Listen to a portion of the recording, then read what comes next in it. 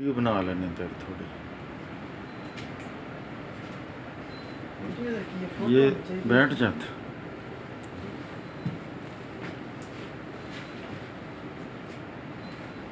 ये देखें, ये जर्मनी की ट्रेन है, नेशनल एक्सप्रेस। कितनी है, कितनी पटरी है इसमें? 1 2 3 4 5 6 7। वो सामने लेट्रीन बनी हुई है, किसी ने हाथ धोने हो, पेशाब करना हो, छोटा मोटा। साइकिलों के लिए जगह है, जो हैंडीकैप लोग होते हैं उनके लिए जगह है। ये सीटें हैं। ये लिखा हुआ कहाँ जानी है।